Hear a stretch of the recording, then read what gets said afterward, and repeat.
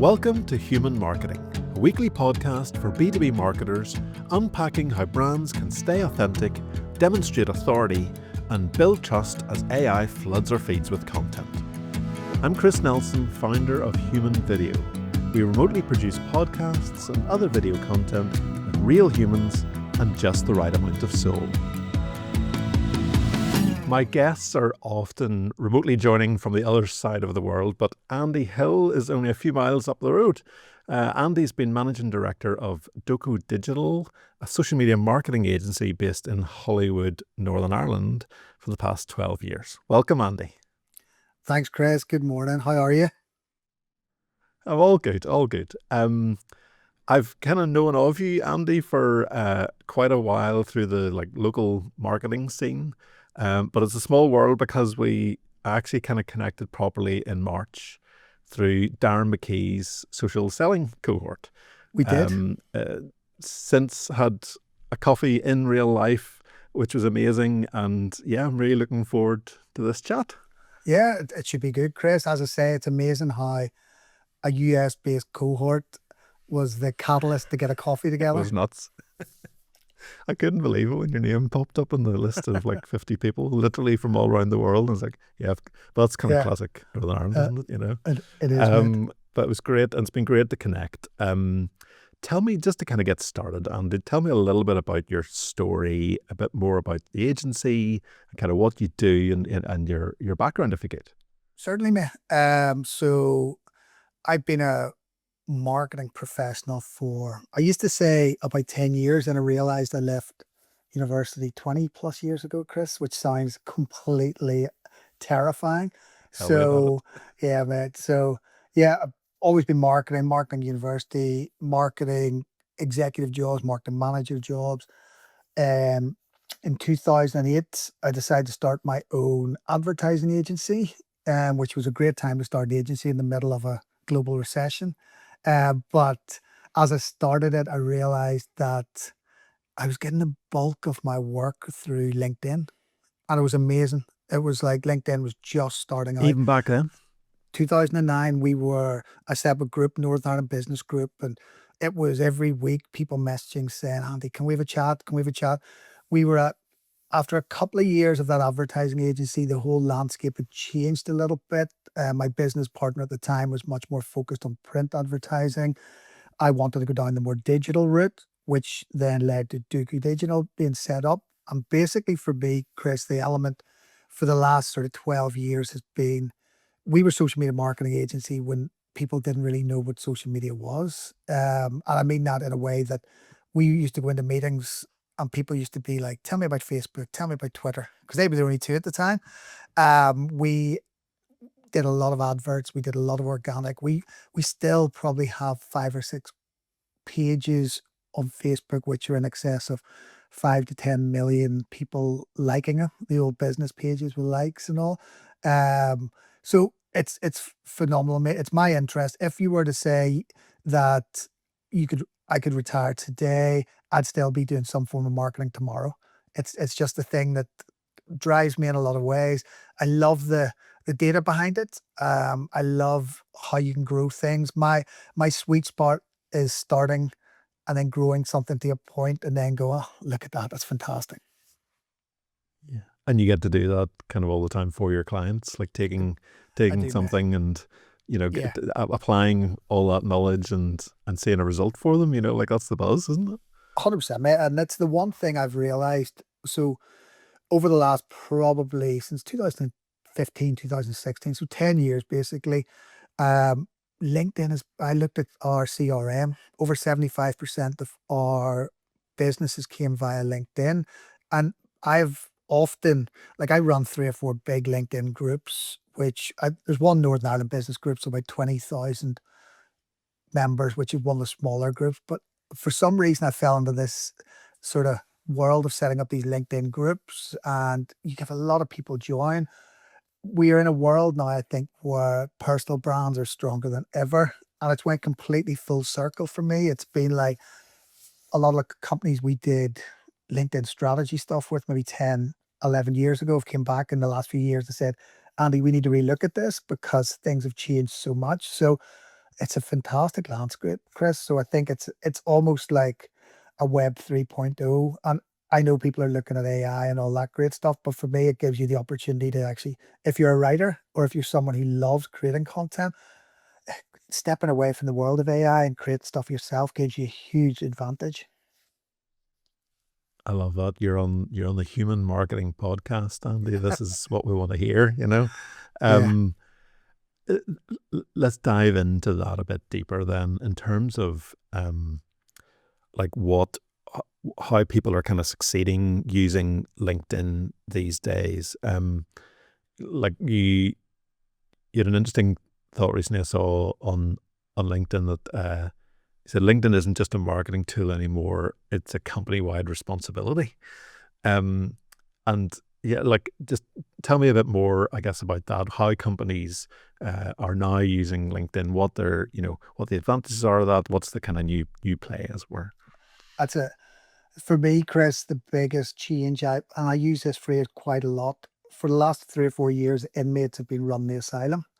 And what I mean by that is the bigger companies who have huge workforces globally and who spend millions upon millions on advertising and recruitment have slowly started to realize the strength of actually their company isn't in all this external spend, it's in actually the people. And it's went from a handful of people in a marketing team being responsible for LinkedIn to everyone in the organization starting to realize, wow, if I do LinkedIn, I grow my personal brand, the value is exponential. And I think a lot of people, it's quite an interesting one because was in a workshop last week and there was 22 people in it, sales team, director of finance as well, sales director, finance directors. And um, I said to the sales director, I said, I would say at least 10 or 20% of these people in the next couple of years will succeed on LinkedIn and they will potentially look for a new role. And it's just the way of the world. They'll start to build their own profile. They'll start to believe their own hype. They'll want more money. So almost a lot of employers are looking, going, I need to get my team using these avenues more successfully. But there comes a drop off whenever they start to actually look for external work. So yeah, it's a really interesting time, mate. And actually, as you know from posting on LinkedIn, the opportunities are tremendous. And I think small to medium sized businesses are at the forefront of actually challenging a lot of the big players who have this ridiculous sort of template approach to company page content that's the same as it was 10 years ago. We'll come to that. The you mentioned there about, I guess, the the advantages for individuals, kind of, posting more on LinkedIn, and then, for the company itself. What I've kind of seen, I've seen both sides of that. I've seen people, like, people in leadership in companies, I guess, pushing against, and actually kind of penalizing people for really not liking the fact that some individuals are growing out their own individual following on LinkedIn. Like, that's definitely a story I've seen. But then also people, individuals in a company kind of pushing against being asked to get involved in LinkedIn more for their company. And obviously there's a whole middle bunch here, just like get trained in it and love it, and like it's really successful. How do you deal with both sides of, like, how do you help leadership kind of accept that this is a really good way to go, and how do you maybe encourage the more reluctant employees to be able to kind of have a go at it? It's a good question, Chris. The way I often look at it, I give an example. I often give in my training sessions. I was working at a huge manufacturing company a few years ago. I think it had 30, 40,000 employees globally. And I sat down with the MD, and the MD said to me, Andy, we've got some phenomenal employees in this company.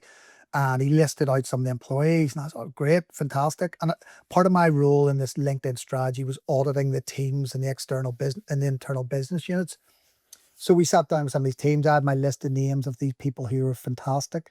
The first business unit I sat down with, and the guy who ran it, I said, oh, the CEO had told me you've got some fantastic operators in this team. You've got, let's call him Joe Blogs. You've got Joe Blogs, he's brilliant. And the guy that ran that business unit turned to me and said, Andy, this guy is on LinkedIn 24/7. He is potentially one of our worst employees, but from the outside looking in, he's fantastic. So the MD, who very successful guy, was completely hoodwinked by this guy posting on LinkedIn all the time about how great the company was. And also, I give that an example when I do graduate training as a way of saying, like, your work isn't just about what you're doing now, 9 to 5. It's about how you manage your own personal brand around some of this stuff. And in my opinion, the bigger organizations are the ones where people can always hide, but also gives you the other people the opportunity to go, actually, I can create something for myself here. So I notice a lot of times at the moment, Chris, there's a lot of people who are posting content. And it's not just LinkedIn, I see it on TikTok as well. And you can see that they feel like they're looking for bigger opportunities than their employer.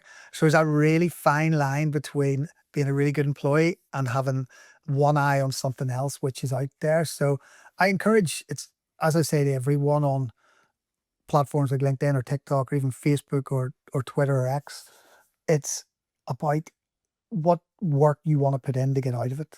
It's not about just sitting there automating some AI responses. It's actually just creating a personal brand is more than just one platform. It's about years of experience and how you can do this stuff. So yeah, it's a fascinating time, man.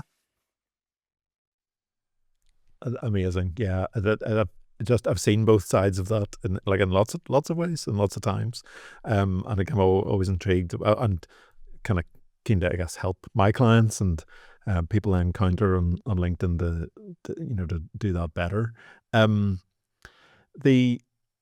I guess on the more kind of corporate side of that, like you also think about company pages, like that's the personal profiles doing personal branding really well.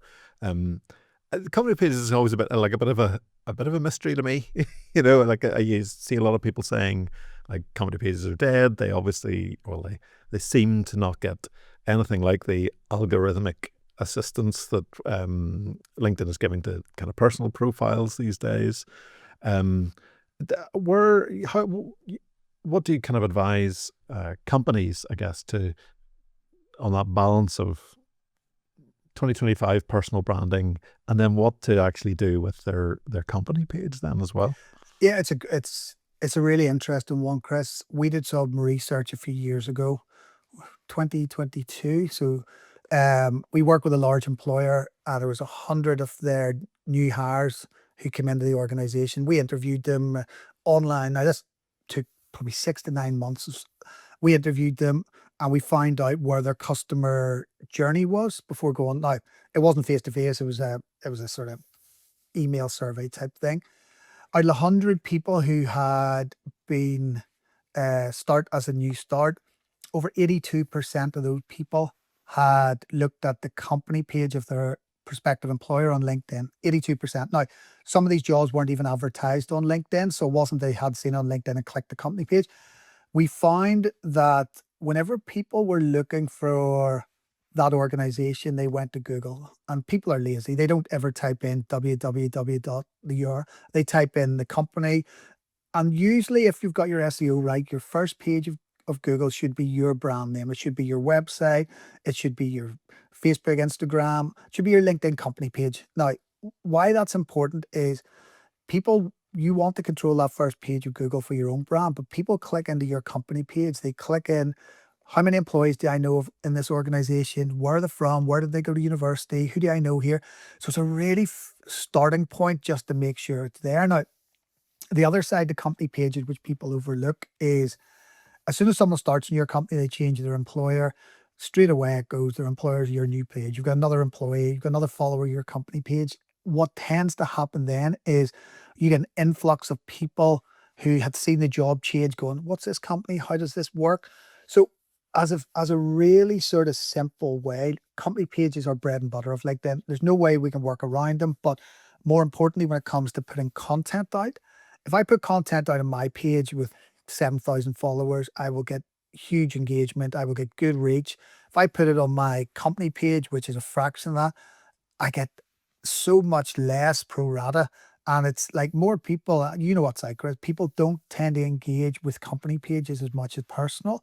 And that becomes really tricky for employers whenever an employer is trying to say, we're developing a new LinkedIn strategy. This is what we're posting on the company page.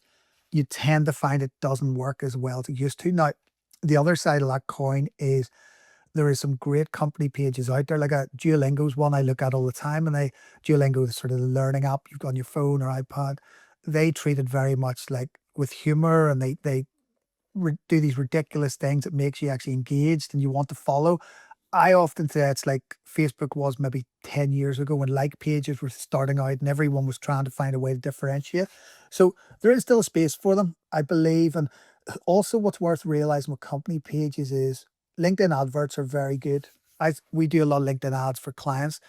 LinkedIn ads from your company page can help you laser target people. We were speaking to a client last week who was looking for a really specific person in every organization, a global mobility officer, which is basically people who move large amounts of staff from one continent to another, even one city to another.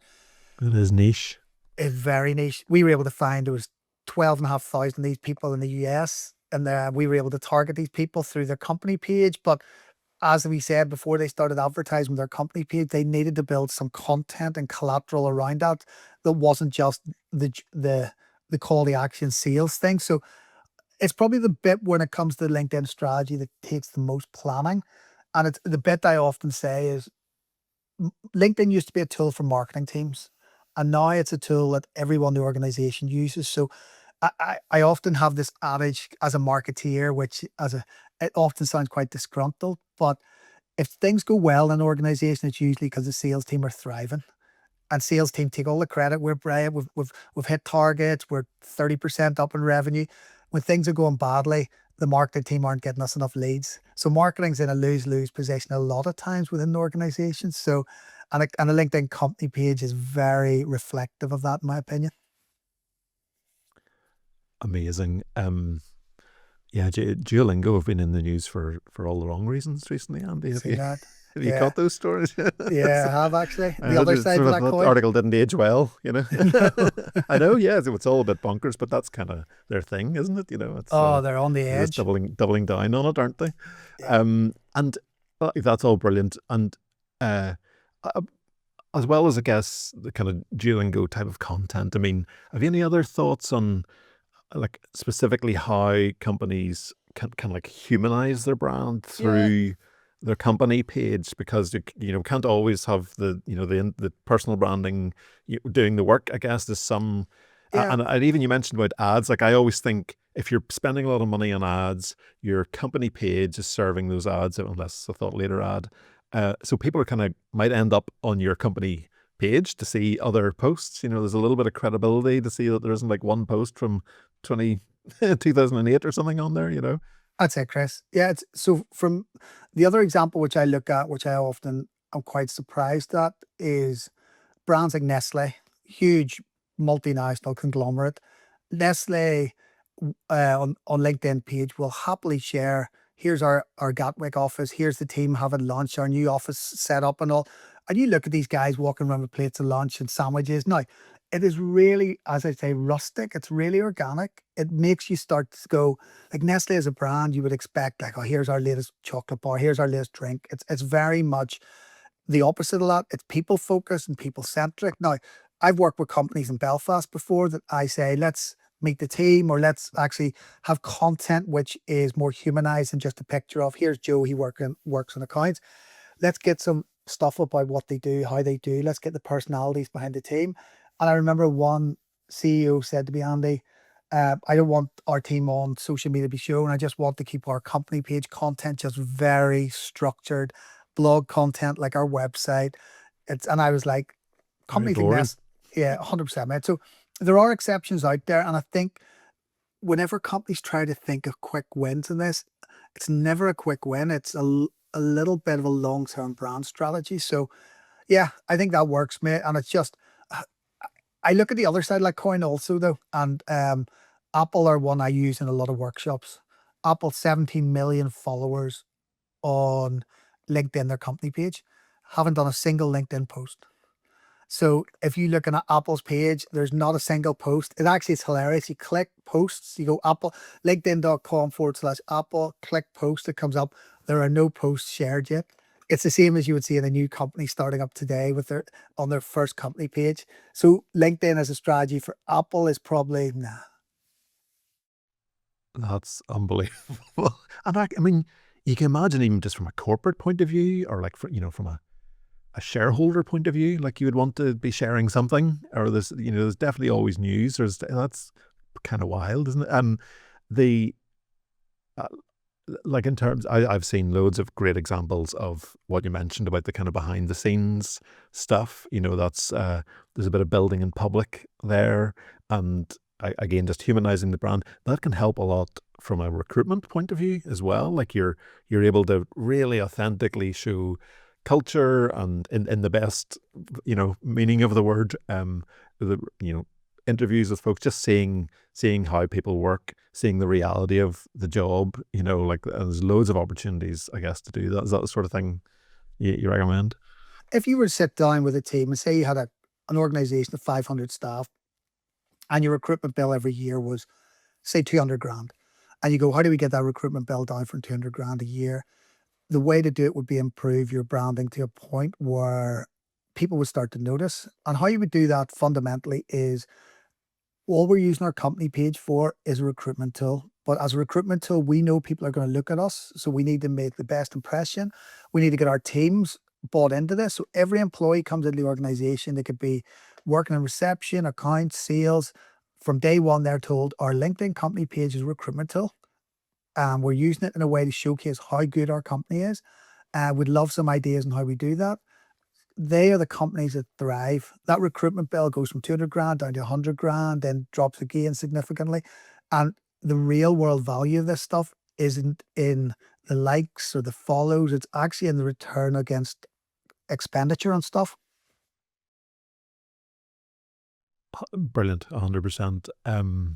Yeah, there's all those. I mean, sort of brand building benefits, and it just uh, as you say, like communicating the culture and all that. I mean, I work with a few really high growth kind of like sort of Series B SaaS companies, and I guess recruitment's just critical for them. Like they are all about finding the best people and attracting the best people. Um, that's also it's great on the. I mean, you mentioned there about kind of the advertising side of things on LinkedIn, and obviously those can be served from the kind of company pages, but like a big play that I've seen a lot of folks have success with recently is thought leader ads, and we at Human Video create thought leader content, but have you had much experience or success with thought leader content from personal? So the way the thought leader ads are working at the moment, you have to align yourself with a brand. So literally, it is brought in conjunction with, I don't know, Zero Accounting, and you've got Andy Hill in conjunction with Zero Accounting. So there's a third party involved. We're still probably a few months away from the, as I put it, Facebook parlance, the boost post. I've done a post on LinkedIn. I want to boost it to 1,000 people. How much will that cost? Without a third party brand. Now, that's when LinkedIn becomes a little bit like the Wild West. I see from a couple of well known influencers that they post content and they've got great teams of people who they've worked with in the past. And suddenly there's 1,000 likes on that post within 10 minutes. And you think to yourself, the algorithm won't show that as quickly as that, even if you've got 50, 100,000 people. It's that type of thing which will be really fascinating to see how people build a personal brand when at the touch of a button, you can have another 10,000 people see your content for a 100 quid argument's sake. And it will be a real game changer. What it will also do will allow people who write really good content to stand out in a world of sponsored content. So LinkedIn are always looking for how to increase advertising revenue. If they can think they've got that level, people will use it all the time. I actually, and going back, the example that I use often is we, whenever Facebook ads, we still do a lot, and they're very critical to a lot of businesses. But whenever Facebook brought out ads to business pages around 2011, 2012, a lot of companies started to see them as a way of promoting themselves internally. So I remember once I laughed at this. We were doing a competitive research for a dental practice we work with, and the one of the staff and a competitor of theirs, it was their 30th birthday, and they put this out. It's it's Joe and our team's 30th birthday, and Joe posts this herself and put, I think it was 200 or 300 quid into ad spend to advertise her own birthday as far and wide as possible. So this post was rolling around for weeks, thousands, tens of thousands of likes, engagements, people who'd never met Joe in their life. But that was what happened. You had these people who wanted to build some form of personal brand on platforms in bizarre ways. So I think we're at a point, Chris, where over the next 6 to 9 months, and like LinkedIn content where there isn't a third party involved or brand involved will become apparent. So it's interesting to watch me. I noticed, you probably know who I'm talking about when I say this, but there's somebody yesterday, somebody from our cohort, had been creating memes for his company that have been going down really well organically. And like my comment on his post was like, these are working really well organically. That is perfectly primed to boost the distribution, with a bit of paid spend. And actually, his company's just raised a lot of money. So I'm like, start you putting that money to use, mate. But like that, I see that as a great play where you see something working organically, even just for thought leader content. Where it has worked well organically. Maybe 3 posts flop, but one really goes somewhere, and you say, well, that's a signal that then needs a bit of would benefit from a bit of spend behind it. It's obviously working. It's obviously resonating with the audience organically. It's such a great play to be able to put a bit of money to it, and it will, that money will be well spent getting that in front of more eyes, because like the algorithm, it's been on a journey. Even it seems in the past like few months, even it's think things are changing. Like it, as you say, they're a company that wants to make money. Like they're gonna encourage people to pay to get their content in front of the right people. That's it, mate. And you can never second guess what's out there. It's the one thing I've seen with clients over the last 5 to 10 years on business is they set up this really strong company pages on Facebook, Twitter, Instagram. One change overnight, fundamentally that can be gone. We've seen with a quick example when Elon Musk acquired Twitter, and a lot of the big Fortune 500 companies pulled out straight away their advertising. We have one client we work with in London who were spending between 2 to 3 grand a week on Twitter ads. And with the shift when Elon bought it, there was a lot of people just pulling, like the time on site dropped significantly. Advertisers were pulling out. So they pulled ads, which were fine. They were like, well, everyone else is doing, let's stop our ads. And I was like, let's be cautious here. And the CEO said to me, Andy, we have an organic following of 50,000 followers here. We'll be fine. Their organic reach dropped overnight to less than 2%. So even with their 50,000 followers, so they had to come back about 2, 3 months later going, sales revenues have dropped significantly because we put all our eggs in one basket. How do we work around this? So that's my fear, Chris, with a lot of this stuff is people start to spend so much time on networks.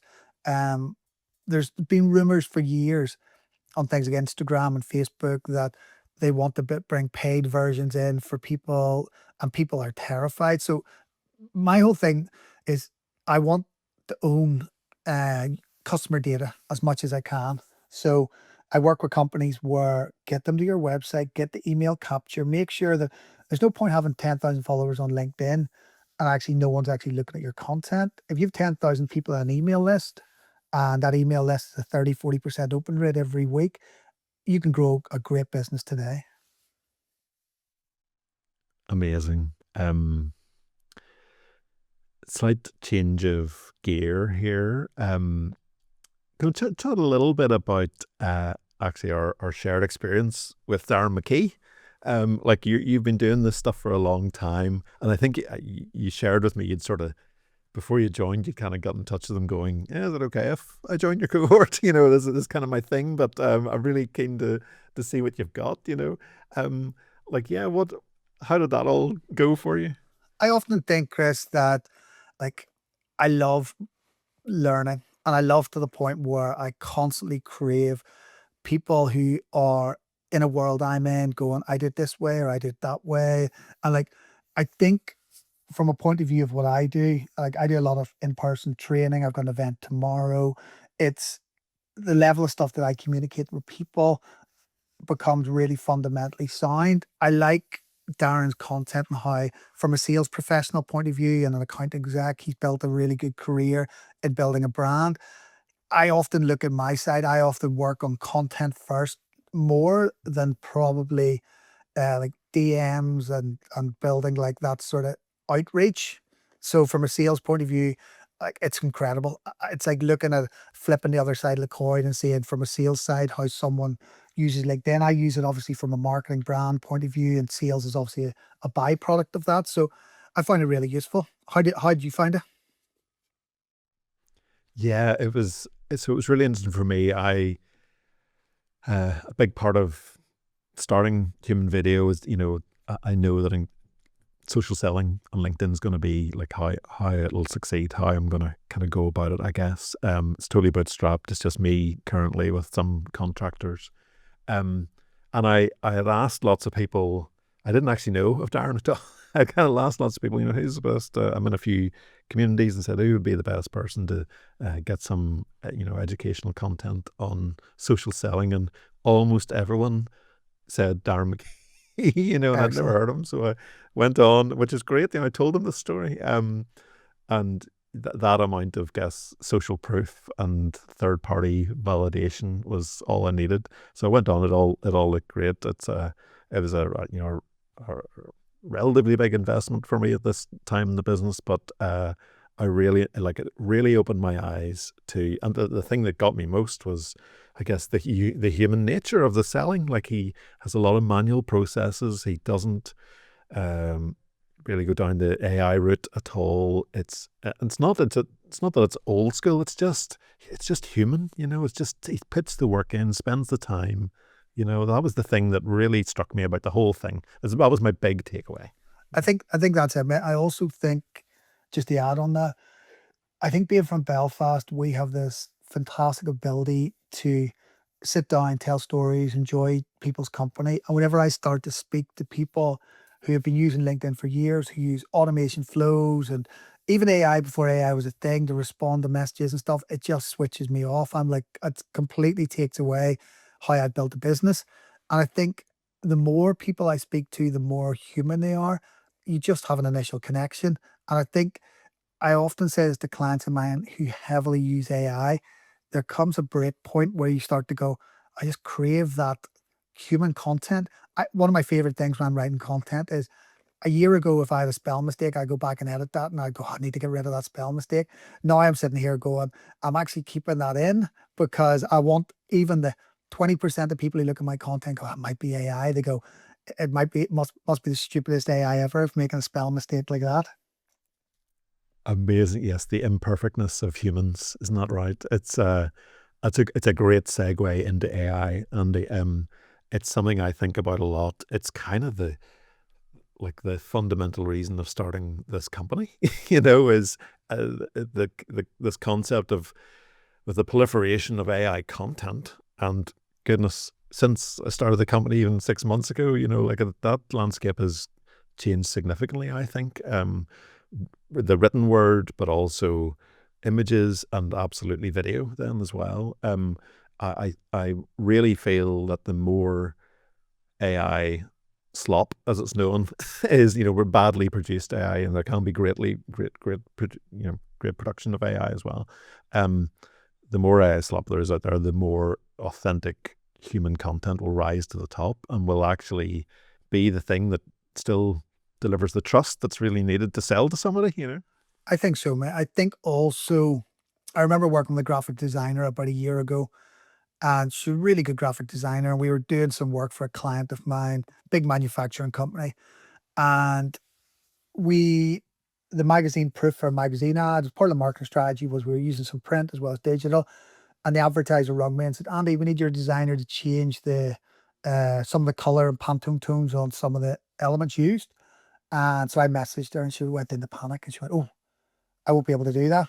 I was like, what do you mean? She's like, I did the whole image in AI, so I can't go back and change it in AI. And I was like, wow. Like, no, I've no problem with anyone using it in AI if it's like fundamentally helping an image in certain ways. But I remember saying to the client, going, wow, we're going to miss that deadline for print because our designer's going to have to redesign that. And the client said, why they redesign it? And I was very honest. I said, well, they did an AI. And with AI, you can't replicate that well and change as you know, Chris. So that's the sort of thing that I'm starting to see a lot of with clients. People looking shortcuts, people getting lazy. And actually, when people look for shortcuts and get lazy, I go the other way. I do better posts. I do longer posts. I post more often. I post at a point where people go, Andy Hill's posting again. This is annoying. But actually, there's no doubt they'll look and go, that's AI. They'll go, at least he's there. And it's one of the reasons where I often get um, people contacting me, not so much because they've went, oh, Andy, we've seen your post. This is great. It's someone in their team will go, oh, I seen one of Andy's posts last week and he's recommended to do this. CEO or someone else in their team will be on my page, send me a message. And that's what I love, Chris. It's that little human connection from people who see my content. And it's what's that thing they say about brand? It's brand is what happens when you're not in the room. It's your people's perception of you. That's what And I they think say that about you, isn't it? It's how they that's talk it, about man. you. That's a lot alarming and worrying in the same measure, Chris. Yes. It's all the good stuff they say about you, you know. That's it, man. I love all of that. And yeah, it's yeah, it's I see it even more, and I see more people like pushing against it in the way that you just mentioned. You know, it's really interesting because I have these conversations a lot. I've had some since I started the podcast. I've had some amazing conversations with folks all around the world about this exact subject, and many of them are kind of reporting like, you know, because I sort of say, oh, you know, I'm doing all of this, worried about the rise of AI, and they often just turn around and go, like, don't worry about it. We already see the audiences pushing against it, spotting it a mile off, really not appreciating the poor content, the lazy content, lazy AI, as some have called it, and you know that's probably only going to get worse / better.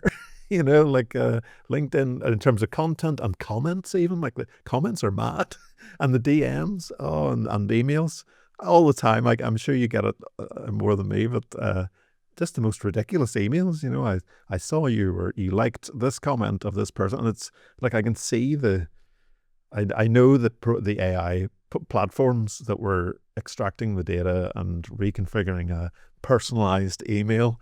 It's just nonsense, you know. Oh man, It's so true. all the time. I think we're at the edge of that abyss at the moment. It could go one or two ways, but I think having a little bit of knowledge is a good thing on it to understand. But also, it can be quite a worrying time.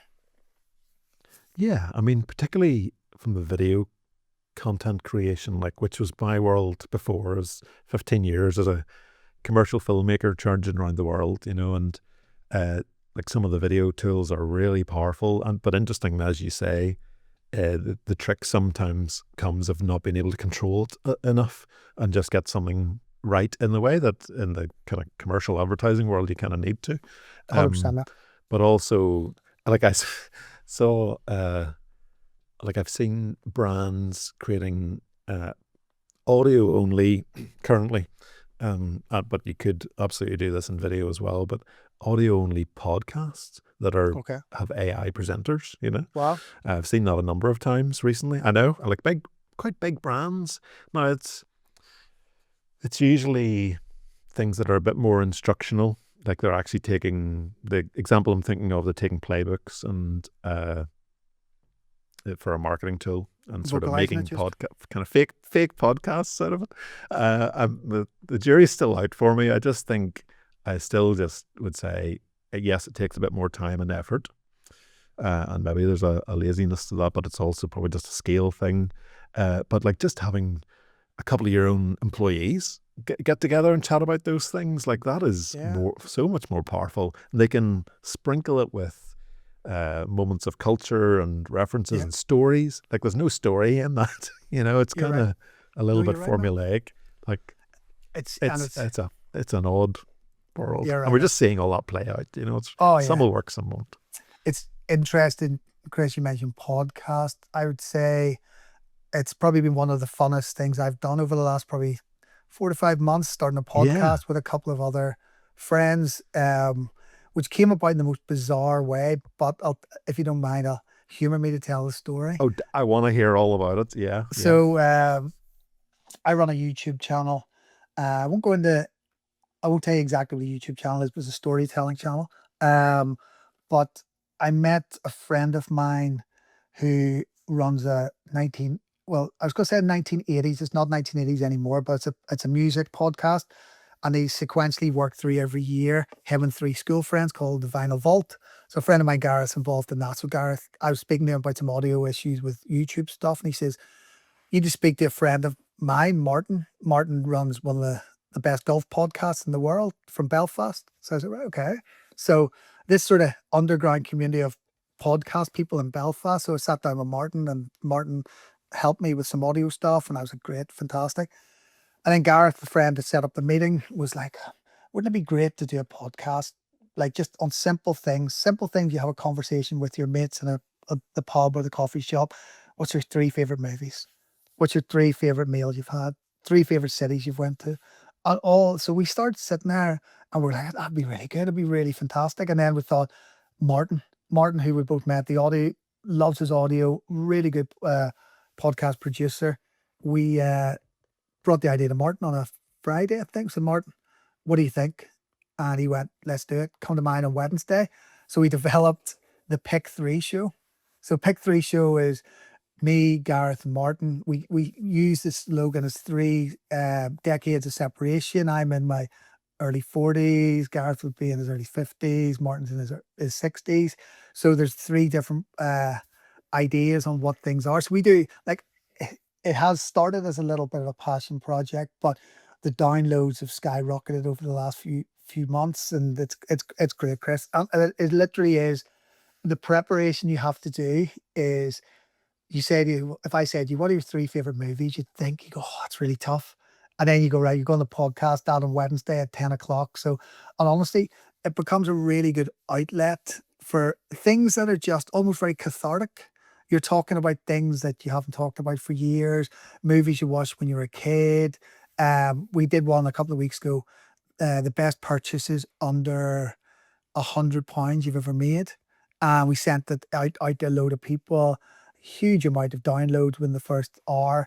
People messaging us, oh, this is a better purchase. Now, it becomes like, we're only, I think, 11 or 12 episodes in, but it's something which has become part of my weekly schedule. I laugh when people go, what are you doing? What are you doing tomorrow? Do you want to meet about that? Like, no, I'm doing a podcast. And it becomes very much the norm. But It's a great also line, isn't it? oh man, it is. So also the other side of that, Chris, is I think how I know how I consume media has changed over the last 2 to 3 years. And it's even like things getting in the car. Don't listen to as much radio as I used to. I'll have to have an audiobook, have a podcast. If I'm watching TV at night, on our TV, and you obviously got Netflix, Sky, Disney Plus, Amazon Prime, Paramount, whatever. YouTube's the one I often go to first to look and type in, and I spend pretty much a huge amount of time watching stuff there. So I listened to a Daniel Priestley interview recently with Stephen Bartlett, and he made this great point, which I didn't even realize. He said, we're in an age not so much about how good the content is you're creating, it's about how much content you're creating. If I meet you for the first time, I say, can I see your website? Can I see your podcast? Can I see your YouTube channel? Can I see, are you doing this? And says, the barrier to entry for most personal brands is, if you're doing one of those things, good. If you're doing all of them, incredible. People looking for you, type in Chris Nelson into Google, oh, there's podcast, YouTube, LinkedIn. It becomes really powerful. So I think, Chris, with the podcast and the videos you're creating, mate, it's a really nice step in the direction of just future-proofing everything you're doing. I love it. And yeah, so I mean, I've been creating video for over 15 years. In recent years, that's included podcast production, specifically video podcast production, and remotely, just like we're doing now. And part of my, I guess, sort of marketing plan, if you like, for the new business was that I wanted to kind of, eat my own dog food of everything I offer to other people. I want to do thought leadership content. There will be, in the future, there'll be great customer testimonial content. But the big thing was I wanted to create my own podcast. I create loads of podcasts for other B2B businesses, and I love the production role. Like, I'm always in the background, I'm always on the call, I'm always like, making everything perfect, listening out, helping the presenter, who's often somebody who hasn't presented before. It's an individual in a company who's kind of taken on the role, and that can be a real journey. But I love taking people on that journey and encouraging them on it. But gosh, like we're only like a few weeks into the recording of Human Marketing.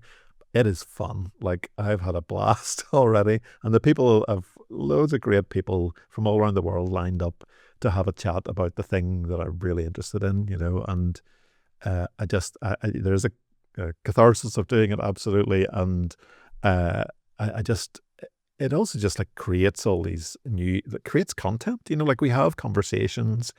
I then have my thoughts on it, and like that, the repurposing opportunities of that is a massive part of any kind of B2B business creating a podcast as well. Like, you just end up with this wonderful transcript of original thought that isn't AI slop. You can absolutely use AI in great ways to help with the repurposing and to do that efficiently. But the original content, the original thought is from humans in your company, and like that is just it's fabulous, and it's a really fun thing to be part of. It is. And actually, someone said to me, a friend of mine said to me at the weekend, the great thing about, he listens to all the podcast episodes, and he says the great thing is, and if you are building this for like 4 or 5 years, whenever someone wants to know, I wonder what, say, fast forward 50 years and I'm no longer on this earth, and someone goes, what was Andy's favourite movie?